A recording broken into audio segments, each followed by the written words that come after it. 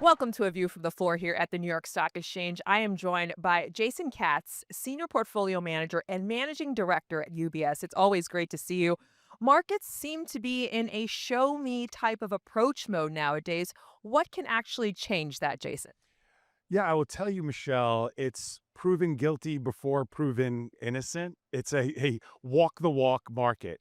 When this event first unfolded, everyone thought it'd be over before it started. And clearly, this has gotten increasingly more complex. And with the midterms around the corner and the self imposed scorecard of the administration being the economy and by extension, the stock market, and with the midterms around the bend, there's a sense of urgency to find an off ramp. And we all want this immediacy that we may not get. And as a result of that, the market is sort of in idle mode and can literally have this binary short term reaction in either direction. So, on the topic of Iran now, are investors trading on headlines or is this real progress, you think? It's really hard to discern between the signal and the noise.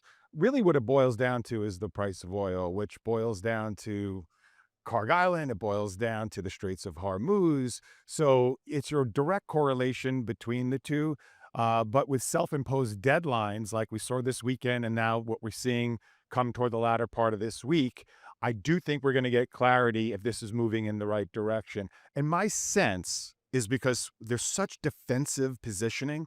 I mean, short positions are as high as we've seen in a very long time. We could see a meaningful move to the upside. Positioning right now is defensive, obviously, but can the market and when will the market possibly see an upside? Well, I think literally by the latter part of this week, early next week, we could get that knee jerk reaction to the upside. I wouldn't be thinking it's smooth sailing from there because it takes time to ramp up production again, to get supply chains going again. Plus, there could be rogue actors on a beach with a cannon on their shoulder attempting to do things at the behest of their own beliefs and not necessarily leadership. So it's going to be a tenuous situation. And I think the markets, fortunately, heading into this, and the economy for that matter, were in pretty good shape. So the patient is pretty healthy dealing with this oil disease. But if oil remains high for an extended period of time, all bets could be off. So, despite all this uncertainty, what should investors be leaning in on right now, if at all?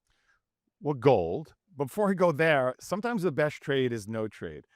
If you're thoughtfully asset allocated, predicated on a financial plan, and you have a certain amount of risk assets that you're committed to for a market cycle, this is not the environment where you have to do something. Even though that feels empowering and some people feel like they have to do something, again, sometimes the best trade is no trade. So you want to hang tight here.